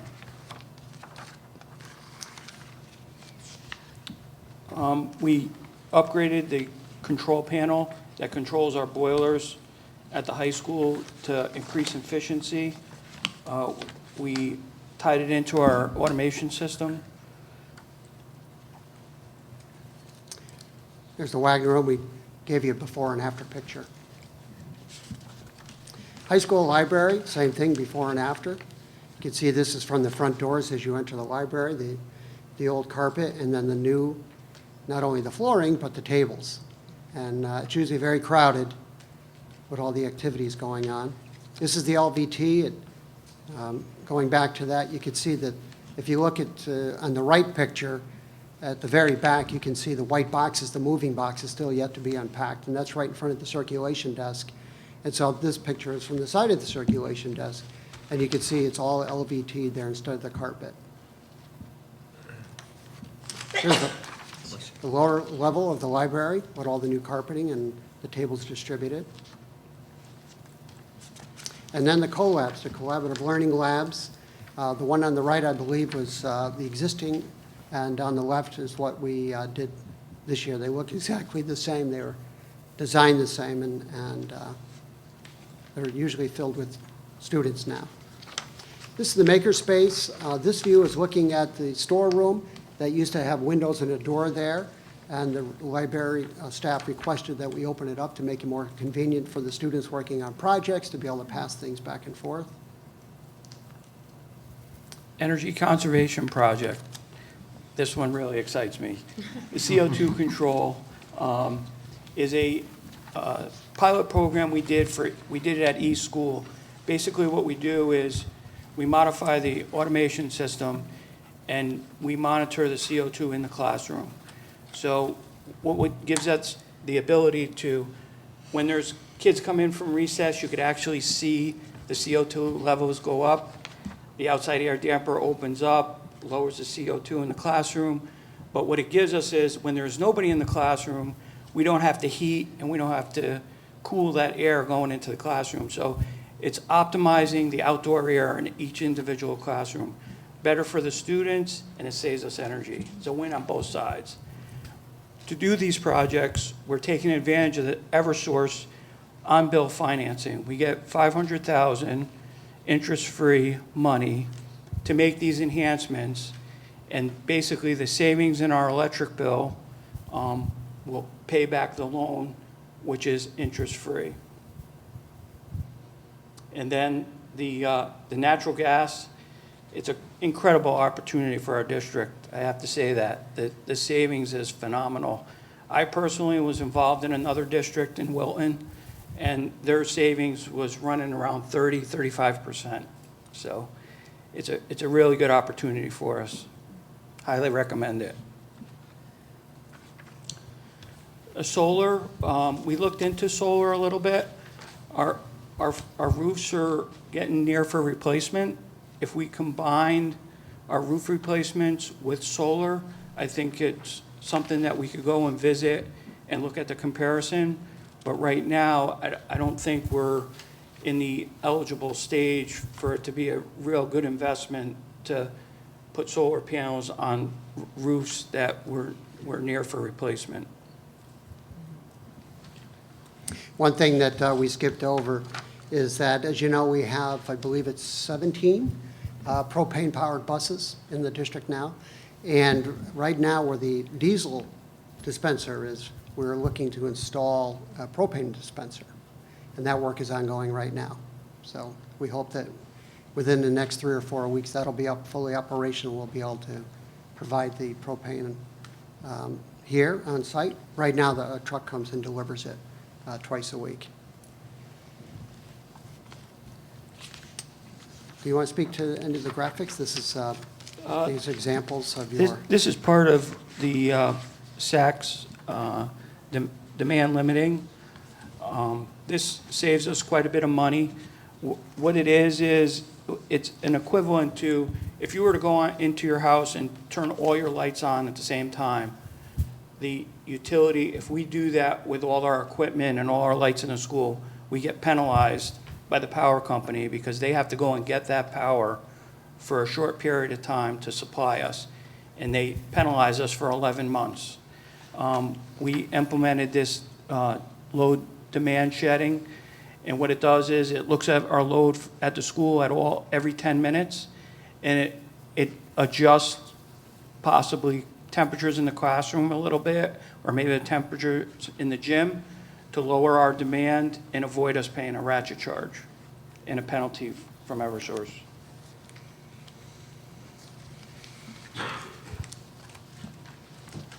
The DBV is the CO2 control. This East was a pilot school that we did to try it out. It's been working out very well. And last year, we saved 10% on our heating cost, on heating fuel. So we'll be doing SACs with our on-bill financing. We'll be doing SACs south and west. Picture of the bus propane station location. All right, the Saks building project. So our goal, with all the other projects going on, of course, simultaneously, is working directly with our building committee and our contractors and our principal, Greg Macedo, who had organized an excellent and extremely detailed moving plan in which that we could give to the custodians to really implement. How are we going to do this? Well, you know, our goal from day one is really to open up on day one, provide direct support to the construction process to allow ONG to stay productive, on schedule, and efficient. We coordinated the detailed plan, which is really to pack up. Typically, in every school, every summer, all over the country, classrooms are emptied, furniture is pushed out in the hallway, the cleaning crew goes in and cleans, washes and waxes the floor. Sometimes there's moves, sometimes could be 6 or 10, typically not many, usually not many more than that. In this case, this summer, with all the other work going on around the school, some related to the ONG project, other related to what John and I have been talking about, they had to actually pack up all these classrooms, not just move the furniture into the hallway, but empty every drawer and cabinet and closet and file cabinet, pack it up and bring it out into the corridor space usually, so that ONG either could access it because whoever was in that classroom may be vacating and moving into the new wing, or somewhere else in the school. So it ended up that 124 spaces were actually completely cleaned and dusted and vacuumed. And even though ONG did have a contractor that worked in the new space, we also went in as well because there were multiple moves and boxes and so forth. So it was quite the effort. This was all done by our staff here, which this is only half of the crew, but it's such a great picture because they had just finished cleaning the kitchen after all the work that was done. And this is really late in the summer too. And you can see they're all still smiling. A lot of times it was 6 days a week. But getting back to my comment earlier about being stewards of the building, there's no way that all this work couldn't be done. The work that John and I have talked about, again, unrelated to the Saks project itself, it couldn't have been done without having an enthusiastic crew. And I think that a lot of the success that we've had really started with the fact that we were very well organized before. We had great processes. This is before I came in. I'm not by any means saying that, you know, our goal was to really use the existing processes, the procedures, the staff at the central office, again, Michelle and Tracy, and I don't want to leave anyone out, but it's really a tribute to the custodial and the maintenance staff that we have here, that we were able to get all this work done. It's been a whirlwind, it really has. As they say, in this picture, the guys had just finished cleaning the kitchen. We were waiting for the health department to come in and do their final inspection, and we got 100 on the inspection. So, you know, we're very pleased about that. The pride that they have is, and again, it shows in the work. Again, here's another picture of the lobby, the gym floor, one of the gym floors. This is another project that I'll just say real quickly, John did This panel, it's showing components of our energy management system. This was in the boiler room. It had to be relocated out into another space to facilitate the work that needed to be done in the boiler room. And so this is a very complex project that sort of came up halfway through the summer, but John and his team were able to get this relocated. And we had to do it in a very quick time because they operated the air conditioning system. I just wanted to make sure that I mentioned that, as well as this. This is another project, John, the expansion tank relocation. Yeah, due to the increased capacity with the new addition, we had to upgrade our expansion tanks for the boiler room, and also had to relocate them as part of the remediation process. So everything I just mentioned about the work, really the recognition, the school district leadership, and you, the Board of Education, for providing us with the resources and the support to be able to give us the tools that we needed to do to be able to get the work done. We really appreciate that very much. Thank you. And your leadership and guidance on what we're doing, where we're going, how we're going to do it, and trusting us with that ability to be able to get that done. It's very satisfying. Again, the staff, facilities, and the custodial team, they worked tirelessly. High quality, very efficient, positive. They're very committed to their jobs. All the schools, not just the Saks building, but all the schools. They're very hard workers. And then we had great support from the town. I was very pleased to be able to right away learn that the town likes to cooperate and is very helpful with us. And again, the risk of putting names there is that I may forget people, so forgive me if I have left you off. But John Howe, again, we talked about his work with the Saks playground, but also helping us with the mulching and our playgrounds. The South Garden project, which I'll talk about in a minute, one of the PTC projects. And then how well they care about our schools and the grounds on a day-to-day basis. Mentioned we're putting the bus propane station in at the high school. Bill Osman has been very helpful with that and getting the permits. Tiger Man has helped John and I as we go about looking for solutions to some of the projects that we talked about, getting their input. They have a lot of experience. They have a lot of input. They have history of working on these sites. Brian Platts and his team at the building department, Fred Baker and Jen Allison and Carla and Paul, also on their team, helping us with inspections and giving us guidance and help us streamline the process. You know, the summer is such a short duration, and we know it better than anyone being here, so that to be able to get so much help and to be able to get the buildings done and opened on time. And then Jim Rogers at the transfer station to help us with our waste management program. So we did it. We did it as a team. We did it with your support and each other. A very successful summer. We have more work to go, and there will always be work. There's no question about that. And then we also have the generous support of the PTC. One of the things this is a picture of the beautification program in front of the high school.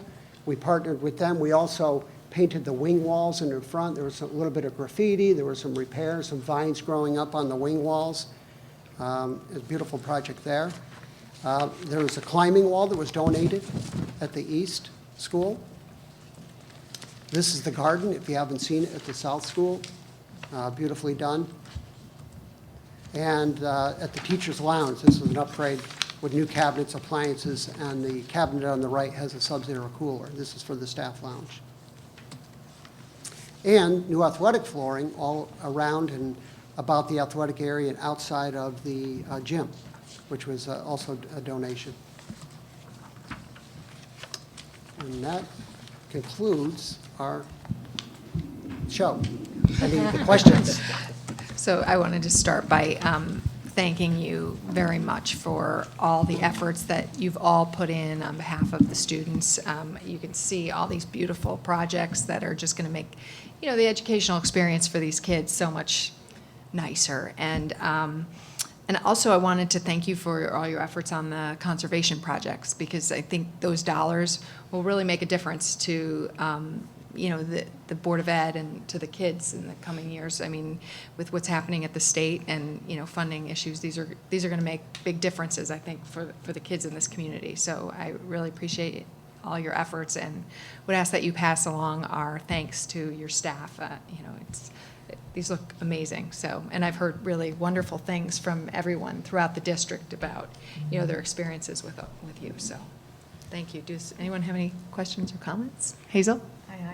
I just have a comment that it was nothing short of miraculous what you did with the turnover from watching at Saks with the construction project and all the things that were happening there, and then to open up school and to see those floors just shining. It was amazing. So compliments. I didn't get to the other schools, but to see these photos, it really shows that you also did all that beautiful work there too. So thank you on behalf of our students and the teachers. Thank you. Thank you. Any other questions or comments? Penny? I just wanted to say that the work that you did at Saks was seamless, orchestrating all those moves, doing it with O&G and keeping the staff in good spirits, and they were always there, moving around as we were hurrying to get our parts of the project done. So it could not have been a better partnership, and I appreciate all your flexibility and all the work that the staff has given in support of that Saks edition throughout the year. They've been amazing. And what's been interesting is the O&G keeps saying to me, do you understand how amazing, what an amazing job your staff does every summer? We're in lots of schools in the summer, and we've never seen floors and never seen such pride in the outcome as you have at Saks, and it cannot be beaten. So thank you very much for that. Thank you. Thank you. Okay, thank you very much. Okay. Moving on. Any comments from the public? Seeing none, we will move on to announcements and future business. Dr. Lutzy. Sure thing. I do have a couple of announcements just about some documents that you should have in front of you at the bottom of the pile of documents there. I'll just briefly start. There is a statement of accounts there in front of you that'll take you through August 31st. This is, it's very straightforward. There are no transfers or anything else. It has not been reviewed by the Educational Resources Group because there are no transfers, or it's just to get the ball rolling. So instead of doing it as a presentation, we thought we'd hand it out to you. There's nothing to approve. And then we anticipate that the second meeting in October, we'll have more formally, we'll talk to it a little bit more. But again, since we had this information, we wanted to share it with you. You'll notice that at this point, the payroll wasn't encumbered because we hadn't had our first payroll run of the 17-18 school year. That happened on September 15th. And so when we do our October, we'll have payroll encumbered, and it'll be a more accurate representation. But wanted to share that with you because we had it available. You'll also see paper clipped there's a revised cover page for the unaudited financial report and statements. So I ask that you replace the cover page and a couple of the other pages that I'm going to just point to with these documents instead. The cover page is replaced because there are a couple of small changes that we've made on the other pages, so we just wanted to be sure the numbers tied out from the narrative in the front to the other pages. And if you look at the third in your packet, you'll see at the bottom right it says page 7. That is for the federal and state grants. And here it was simply, the anticipated grant awards column and the year-end carryover balance, they weren't totaling up in the bottom correctly. When you're working with spreadsheets and moving things around, whatever happened, the formula from there wasn't quite right, so we wanted to replace that. Doesn't change anything, and it's still, and the narrative, again, has a clear explanation of all of it, but wanted to just tie those things out. And then the last page is page 13. It's the very last page of the packet for the year-end financials. And the simple change there is the line that says net change in IBNR. That's $30,000 higher in this document than it was in your previous document. And with that $30,000, so it went from $28,999 to $58,999. And with that change, all of the numbers do tie out. And that had to do with some communication with the town as far as where some funding was coming. But again, the numbers are all accurate. It doesn't change any of the real, the meaning, but wanted to be sure that you had the most up-to-date, accurate financials in your packet. So if you would replace the pages that you have with these, then you'll have the most accurate information, and we'll be sharing it with the town bodies as well that we shared the whole packet with. And what we'll do, since we did that electronically, we'll build these into the packet and just resend a whole packet out to the town bodies so that they have it as well. Okay, so those are my very brief announcements. And including that, we are watching Hurricane Jose, which is no longer considered a hurricane. They're considering a nor'easter. The most recent information I had was very optimistic that if it hits us at all, it'll be rain and some wind, but they're anticipating that the wind should stay down. We'll keep getting updates to that. The wind, by staying down, is saying below 40 miles per hour or so with the gusts. We'll keep monitoring it. If there is cause for concern with power outages or other things, we'll be using our Blackboard Connect system as we do to send text messages out and email messages out to people if there is a problem with power down in town that impacts our school day. So just to let you know, we're keeping an eye on that. And also that the Eversource contracts that we discussed tonight will be shared with our attorneys as well for review, just to be sure of the terms and other information that's there. But given your feedback and questioning, we will continue down that path to move things forward with the group. Okay. And so finally, our future business. At our next meeting, we'll have an update on our World Languages program. We'll have an update on our ELL program. As you know, we, in the budget last year, requested and received sort of a manager position, a middle position for our English language learners. And so she'll be here as well to talk about the program and give an update. And I ask you to anticipate an executive session after our next meeting to discuss our ongoing negotiations. Okay, thank you. Thank you, Dr. Letzi. All right, with that, if I could get a motion to adjourn. Sherry, second. Brendan, all those in favor? It's unanimous. Thank you very much.